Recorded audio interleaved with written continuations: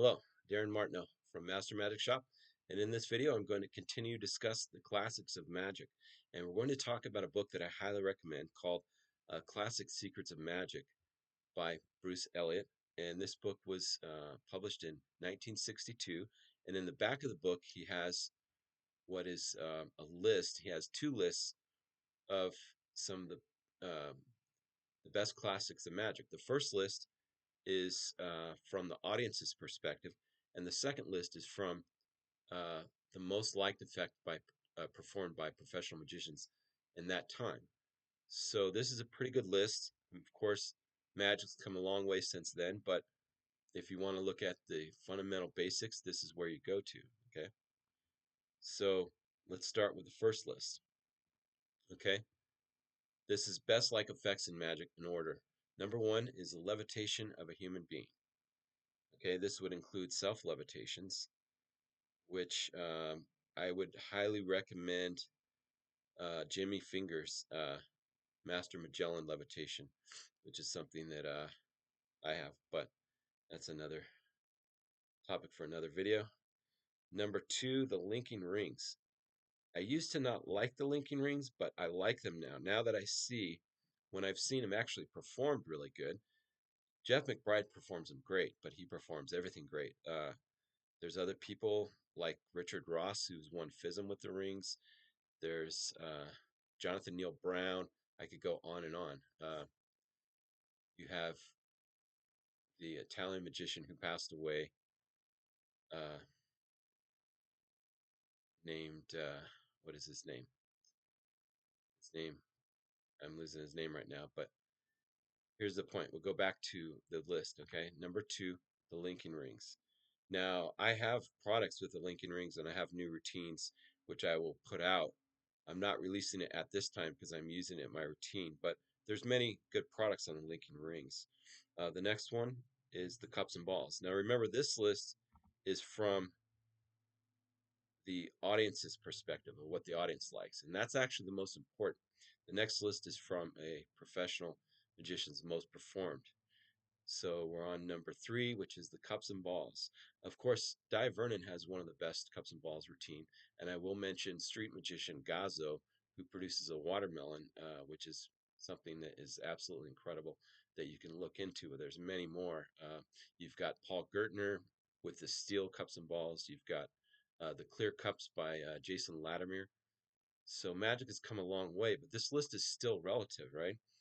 And now we're going to talk about number four, sign a woman in half. Okay. Number five, the rising cards. I have a whole product on the rising cards that I put out. Also have something called rising card art, which is absolutely incredible. It's my version of a Martin Lewis effect, but done close up, where I put a drawing on the back of the card, and the thought of card or selected card visually rises out of the picture, and then it's their signed card it changes into, and then you hand it out. That's called rising card art. So I'm mentioning my products sprinkled throughout so you can see how in-depth this is. The next one you have is a substitution trunk mystery, number six, which is created and made popular by Harry Houdini. Number seven, the vanishing bird cage. Okay, Jonathan Pendragon performs a very beautiful version of the vanishing bird cage um, that I would recommend you look into. Number eight is the billiard ball trick. Alan Wakeling, I think, has one of the best versions of that. Next, we have the cut and restored rope. Now, if you've been doing magic for any length of time, you'll know that, like, at certain stages in magic, like I mentioned, that I used to hate the Chinese Lincoln rings because you think that, like, so many magicians do it, but you have to develop your own way, your own original way. And that's what sets you apart as a magician. So when I say the cut and restored rope, I typically didn't like that, but then when I've seen the George Sand sensational routine and when I've seen something good with it, I've actually changed my mind. When you look into like Tabari, who won FISM with a piece of rope, and on and on. So that would be the next one. So we have the cut and restored rope, number nine. Number 10, cutting a woman in half with a buzzsaw. Okay, Copperfield's done one of his best illusions who's done that in recent years. Number 11, the flowering rose bush.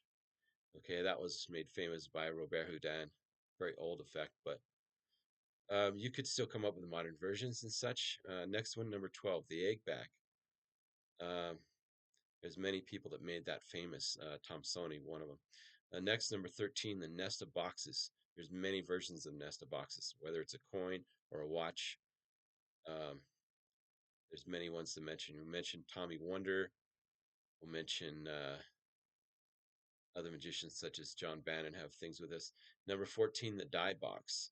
This is great for a birthday party, something like this. But depending on what you're doing, you have to tailor the magic when we come to customization. Okay. Next one we have is number 15, the dancing handkerchief. And it was very famous at that time because he was actually a rival of Harry Houdini, and that would be Harry Blackstone Sr. And then Junior actually performed that as well on an on-Broadway show. So the dancing handkerchief, that's number 15. Number 16, the Hindu rope trick. This is a very old Hindu rope trick where you have a basket and then you put rope in it, and then you do like a snake charmer thing with a rope. The rope levitates up, and then you have the kid climb up the rope, and then he goes down and he vanishes. I mean, this could still be made into a great illusion if you worked on these things. So it's not so much the effect, it's how you do it to get original. Number 17, The Miser's Dream, which was made popular by T. Nelson Downs. Um, 18, The Floating Ball. This was made popular by Neil Foster, and uh, Lance Burton did it with a bird cage, and that's another example of a beautiful piece of magic out of a classic. Then you have, so that's number 18, The Floating Ball, the zombie ball. Number 19, An Escape from a Trunk. And then number 20, The Cards Up the Sleeve. Now, I would recommend my mentor, Alan Ackerman's uh, Cards Up the Sleeve from his Erdnase series. But there's many versions, but I like his as one of the best. There's other versions out there as well. So that's the first list from an audience perspective. Now we go to the 20 most performed tricks by professional magicians in America. Now remember, this is 1962, right? So magic has come a long way, but really the classics are the classics because they remain intact. Number one is the linking rings. Oh, I used to hate this trick. Why don't I hate it anymore? Well, because I've seen people like Jonathan Neal Brown and Jeff McBride and Richard Ross, and when you find out, you know, someone who can actually perform this classic well, then you start to like it and you start to say, wait a minute here. So that would be number one. Number two, the cut and restored rope. Wait a minute, that was my least favorite trick. You need to go watch someone like Tabari who won FISM with a piece of rope. So it doesn't matter what it is. Again, it's how you do it. Next, we have the die box. Now, I've seen people do this with a Rubik's Cube, which is pretty clever. Um, but yeah, you can take something like this and make it into something good. That's what you do. You take a classic and you upgrade it. Magicians take things that are good and make them better. Okay, so that would be the second list, and we're on number 3, the die box. Now, number 4, the billiard balls. I would recommend someone like Alan Wakeling routine. It's a very classic routine, very good. There's many others. Look at Cardini, look at many others. Now, we have the next list, which is number 5, the paper tear. This goes along with the snowstorm of China. I don't know why he doesn't mention the snowstorm of China, but that definitely, if you look at Tarbell, those are back-to-back effects. The next one is the 20th century silks. I have a new version of that I'm going to be putting out one day. I haven't put it out yet, but I use it in my show right now, so when I recycle the material, I will release it. It's a very super visual version of that, which I'm not going to release at this time, but I will one day. The next one is the vanishing cane. You also, of course, have the appearing cane, the color changing cane. That's number 7. Number 8, you have the egg bag, which there's many versions of it. one to look at is the great Tom Sony. Had a good routine with that. But one more recently that I would recommend is Martin Lewis. He does it with a golf ball and produces a golf club. That's something that I would do in a parlor situation or even a stage situation. I highly recommend that. Next, we have number 9, which is card manipulations, card productions, fans of cards at the fingertips. Of course, Cardini was very famous for this, made this famous because of his characterization of his character of the card manip act. So I'd highly recommend go look at Cardini. Also, people like Lance Burton and many others. Okay, Jeff McBride, I would recommend him for a modern one. Now we have number 10, the rice bowls. I used to perform this as a kid, the rice bowls, and I didn't realize now until later how good of a trick this is, where you have these bowls and then you take rice and then you double the rice and then you change it into water. It's very, very magical. I love the Oriental and the Chinese magic. It fits my style very much, and there's lots of things you can do with this. Now, if you don't know what that is, you can go look into it. It's an old classic, but we're going back to 1962, guys. Next one we have is the Chinese sticks or the Chinese wands. Then we have the sympathetic silks. One of my ancestors' name is Francis Martineau. He made this quite famous in his books, and I do have a project. I do have a product which I'm putting together his stuff. I have that on my site. Click on it. It's the tribute to Francis Martineau, who is a relative of mine who has illustrated Rice's Encyclopedia of Silk Magic. Very excellent. Next, we have the Rising cards. I've done a whole product on the Rising cards, and I love the Rising cards. There's many, many different Rising cards. One of the best is what I call Rising card art. And it's something that I created, and it's a product that I put out, which will show you how to make it. And it's a download you can get from my Master Magic shop. So click on the link.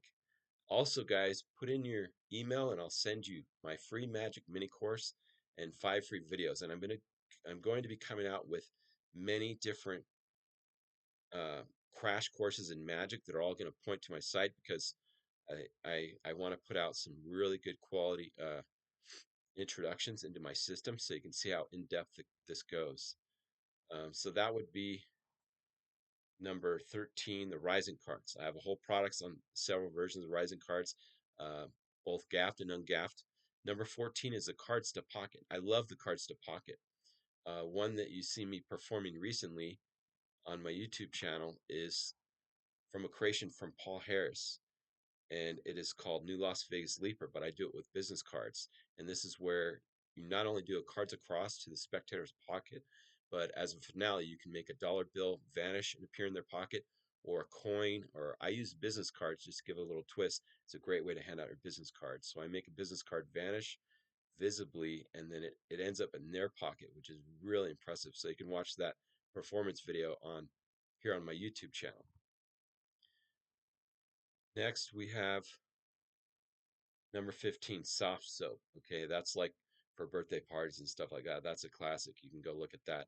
16, the cups and balls.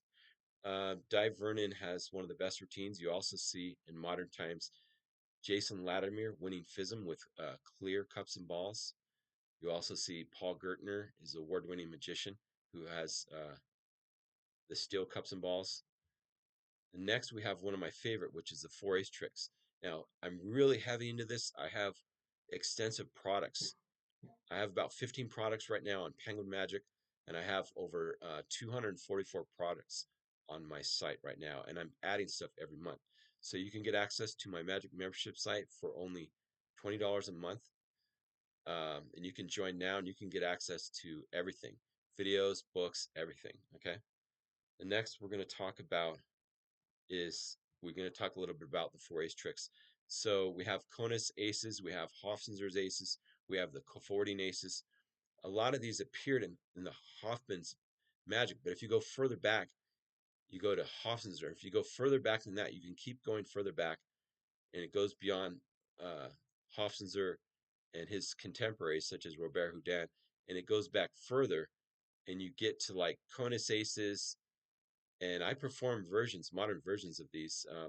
I do a modern version, which is a variation of Bruce Servan, who was a student of Di Vernon, and he was one of the best. He's passed away, but he was one of the best students. You know, you have Bruce Servan and Larry Jennings. I mean, there was many others, but if you know who their mentors are, you know in magic um, who they are. Now, we have 18, which is a sucker egg to silk. Lance Burton performed this when he was doing his TV specials years ago, and I still see many professional magicians to this day doing some great modern versions of that. Um, I won't go into like this extensive, because I don't want to go off on a tangent too much, but I'll just say this list holds up pretty well, right? Next, you have Rabbit Production and Vanish. Also, I would say Doves, although Doves got more popular from Channing, but this is in the 60s, and he was performing all over. And then you have thimble routines. In my stage act, I perform the Berlin's thimble routine, and I do my own version of that. And there's many magicians that do thimble routines. So this is just a small sample of what you get in the product. So click on the link, and you can join now. You can get access to thousands of magic. Uh, you get over 240 products, like I said. Within that, you get all these classic books. I'm just mentioning a couple of them now, but we would have to make like tons and tons of videos, which I'm going to do, and I'm going to go more in depth on my modern takes on these classics. So click on the link and join Master Magic membership now for only $20 a month, and you get access to everything. Thank you.